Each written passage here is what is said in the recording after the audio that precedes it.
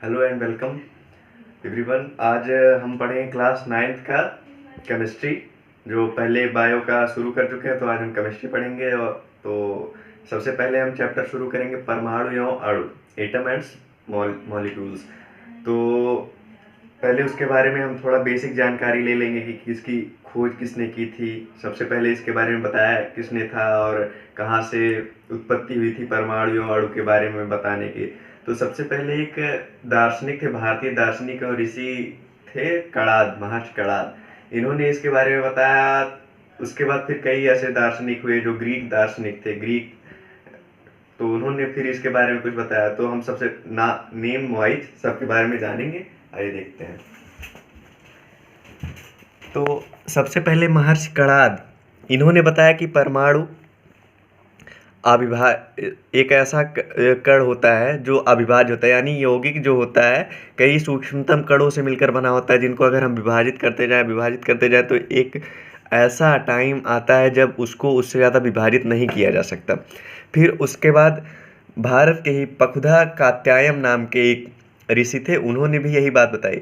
फिर इन सब के बताने के बाद ग्रीक दार्शनिक डोमेक्रिट्स एंड ल्यूसिपस नाम के दार्शनिकों ने यही सब बताया कि इन सब ने मिलकर यही बताया था कि द्रव्य को विभाजित करते रहें तो एक ऐसी स्थिति आएगी जब प्राप्त कण को पुनः विभाजित नहीं किया जा सकता है। ठीक, तो 18वीं शताब्दी जब चल रही थी तो उसके अंत तक वैज्ञानिकों ने तत्वों और यौगिकों के बीच का भेद समझा, और उसके बाद यह पता करने के लिए वो लोग इच्छुक हुए कि तत्व कैसे तथा क्यों संयोग करते हैं। उसके पहले यह बिल्कुल नहीं पता था कि तत्व और यौगिक भिन्न भिन्न होते हैं। 18वीं शताब्दी के अंत में वैज्ञानिकों को यह पता चला कि तत्व और यौगिक अलग अलग होते हैं। एक वैज्ञानिक थे एंटोनी एल लेवासिए, इन्होंने रासायनिक संयोजन के दो महत्वपूर्ण नियम बताए थे, तो जिसके आधार पर रसायन विज्ञान को एक आधार प्राप्त हुआ। ठीक, तो रासायनिक संयोजन का क्या नियम था, सबसे पहले हम जानते हैं। इन्होंने दो नियम दिया था, एक द्रव्यमान संरक्षण का नियम, एक स्थिर अनुपात का नियम। तो सबसे पहले देखते हैं द्रव्यमान संरक्षण का क्या नियम था। इस नियम के अनुसार क्या था कि अगर किसी रासायनिक अपक्रिया में द्रव्यमान का ना तो सृजन किया जा सकता है और ना ही विनाश किया जा सकता है, यानी कोई अपक्रिया चल रही है तो उसमें ना तो द्रव्यमान बढ़ सकता है ना ही घट सकता है। अर्थात किसी जो अभिकारक है, अभिकारक मतलब जो इधर जैसे लिया गया, मान लो हम लेते हैं कोई भी NaCl लेते हैं, NaCl मान लो ले लिए, इसको जब विघटित करेंगे तो Na प्लस और Cl माइनस मिल रहा है ना, तो जो जितना मात्रा इधर मान लो 1 लीटर लिए हैं तो ये दोनों आयन जो टूटे हैं दोनों मिला के 1 लीटर ही होंगे, यानी द्रव्यमान उन दोनों का बराबर ही होगा। जितना इधर लिया गया उतना ही द्रव्यमान उत्पाद के रूप में भी प्राप्त होगा। और दूसरा नियम था स्थिर अनुपात का नियम। लेवासिए के साथ कई और अन्य वैज्ञानिकों ने मिलकर यह बताया कि यौगिक दो या दो से अधिक तत्वों से मिलकर बना होता है। कोई भी यौगिक होता है वह दो या दो से अधिक तत्वों से मिलकर बना होता है, और जो यौगिक प्राप्त होता है उनमें जो तत्व होते हैं उनका जो अनुपात होता है वो स्थिर होता है, चाहे वो किसी भी स्थान से, चाहे अगर मान लो जल हम ले रहे हैं, चाहे हम अपने हैंडपंप से निकाल रहे हैं या फिर उसको हम नदी, झील, तालाब कहीं से भी लेंगे, तो उनमें जो तत्वों का अनुपात होगा वो स्थिर ही होगा। उदाहरण के लिए हम देख ले रहे हैं, जैसे जल H2O एक यौगिक है, जल का फॉर्मूला H2O है, उस यौगिक है जिसमें हाइड्रोजन और ऑक्सीजन के द्रव्यमानों का अनुपात सदैव 1:8 होता है। देखो इसको कैसे हम पता करते हैं। देखो हाइड्रोजन का परमाणु द्रव्यमान 1 होता है, ठीक, और ऑक्सीजन का परमाणु द्रव्यमान 16 होता है।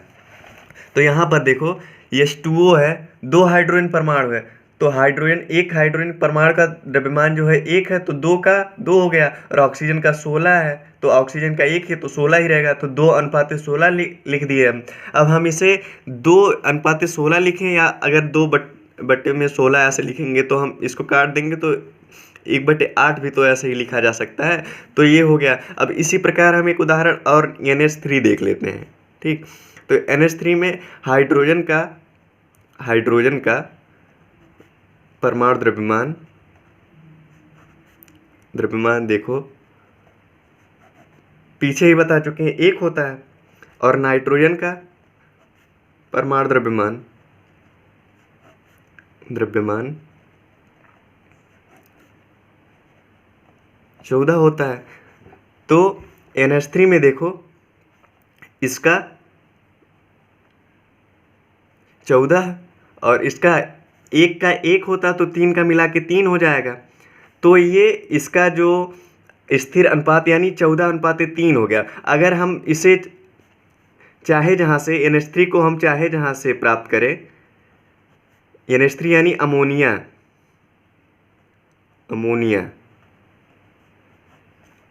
हम चाहे जहाँ से प्राप्त करें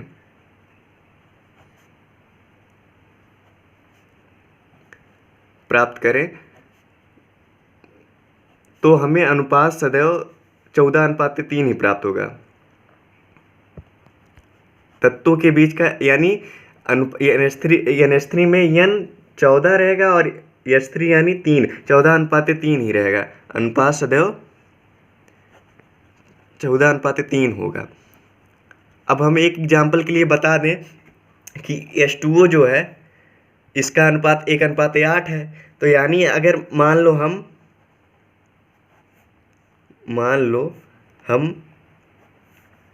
9 ग्राम H2O को विघटित करते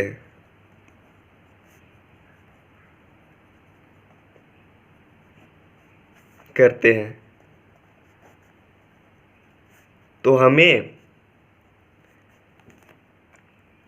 1 ग्राम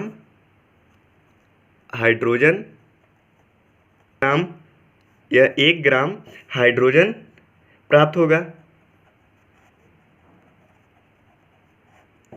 और 8 ग्राम ऑक्सीजन। इससे देखो यानी क्योंकि देखो 1:8 है, ठीक। तो 9 ग्राम अगर हम लेंगे, इसको सरल करने के लिए हम 9 ग्राम ले रहे हैं, चाहे जितना 100 ग्राम अगर देखा जाए तो 100 का जो उसका 9 भाग करेंगे तो उसमें से 1 भाग हाइड्रोजन का होगा और 8 भाग ऑक्सीजन का होगा। तो अगर 9 है तो उसमें से 1 भाग हाइड्रोजन का है और 8 ऑक्सीजन का है, ऑक्सीजन प्राप्त होगा। इसी प्रकार जो अमोनिया में हम देखेंगे तो अगर हम मान लो 17 ग्राम जो अमोनिया है उसको लेते हैं तो हमको उसमें से 14 ग्राम जो रहेगा वो नाइट्रोजन का रहेगा और 3 ग्राम हाइड्रोजन का रहेगा। तो इतना होप है कि आप लोग समझ गए होंगे। तो इसके आगे बाकी का जो रहेगा वो हम नेक्स्ट लेक्चर में पढ़ेंगे। नेक्स्ट लेक्चर में आप लोगों को हम जो 1 से 30 तक के तत्वों का नाम लिख के और परमाणु क्रमांक सहित हम भेज देंगे आप लोगों को। तो उन सबको याद कर लेना है ताकि आप लोगों को प्रॉब्लम ना हो। काफ़ी ज़रूरत पड़ती है उनका परमाणु क्रमांक और परमाणु द्रव्यमान का। तो आज इतना ही। Thank you.